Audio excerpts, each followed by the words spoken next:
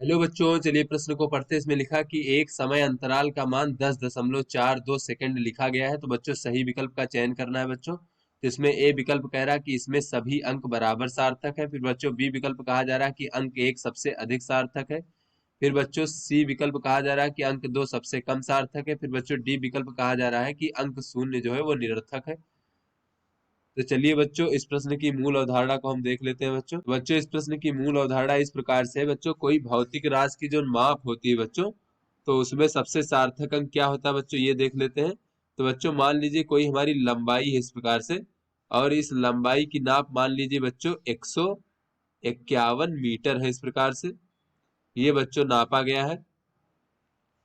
तो बच्चों 151 मीटर में जो है ये हमारा बच्चों पहला अंक है, और बच्चों ये हमारा दूसरा अंक है, और ये हमारा तीसरा यानी कि अंतिम अंक मान लेते हैं बच्चों, अंतिम अंक है। तो यहाँ पर बच्चों अगर हम अंतिम अंक में मान लीजिए बच्चों थोड़ा सा परिवर्तन करें, एक की जगह मान लीजिए हम दो लिख देते हैं बच्चों, तो ये हमारा हो जाएगा 152 मीटर।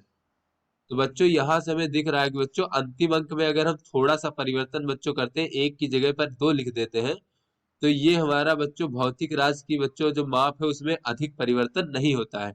यही बच्चों अगर हम इसके जो हमारा पहला अंक है उसमें बच्चों अगर हम थोड़ा सा परिवर्तन कर दें, एक की जगह अगर बच्चों हम दो लिख दें, तो ये हो जाएगा 251 मीटर। तो बच्चों अगर हम ये आगे वाले अंक में थोड़ा सा भी परिवर्तन करते हैं, तो ये बच्चों हमारा जो है हमारा भौतिक राशि का जो माप है बच्चों उसमें बहुत ही अधिक परिवर्तन हो जाएगा। तो बच्चों इस प्रकार से हमें पता चल रहा है कि जो बच्चों सबसे आगे अंक होता है वो सबसे अधिक सार्थक होता है, और जो बच्चों अंतिम अंक होता है वो बहुत कम सार्थक होता है बच्चों। तो यहाँ पर हम बच्चों यहाँ से निष्कर्ष कह सकते हैं कि अतः पहला अंक सर्वाधिक सार्थक होता है, और अंतिम अंक जो है बच्चों सबसे कम सार्थक होता है। तो बच्चों जैसे जैसे हम पहले से पीछे की ओर बढ़ते जाएंगे बच्चों, तो वो सार्थकता अंकों की सार्थकता कम होती जाती है बच्चों। तो अंतिम अंक सबसे कम सार्थक होता है। और बच्चों हम ये देख लेते हैं कि दो अशून्य संख्याओं के बीच में जो शून्य होता है बच्चों वो हमारा सार्थक होता है। दो अशून्य अंकों के बीच शून्य सार्थक होता है।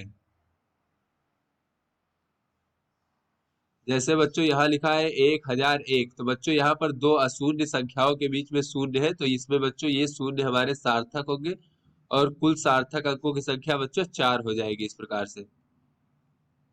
तो चलिए बच्चों अपने प्रश्न को हल करते हैं। ये बहुविकल्पी प्रश्न है बच्चों, इसमें सही विकल्पों को चयन करना है बच्चों। तो यहाँ पर पहला विकल्प कहा जा रहा है कि इसमें सभी अंक जो है बराबर सार्थक है बच्चों। तो सभी अंक कभी भी बराबर सार्थक नहीं होते, तो बच्चों ये हमारा गलत विकल्प है।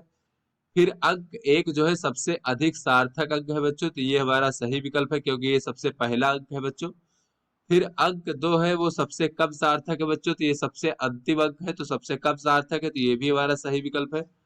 फिर अंक शून्य जो है वो निरर्थक है बच्चों। तो यहाँ पर जैसा कि हमने मूल अवधारणा में देखा कि दो अशून्य अंकों के बीच में जो शून्य होता है वो सार्थक होता है बच्चों। तो यहाँ पर लिखा है 10.42। तो बच्चों ये जो शून्य है ये अशून्य अंकों के बीच में है बच्चों, तो ये शून्य सार्थक होगा। यहाँ पर जो शून्य होगा वो सार्थक है।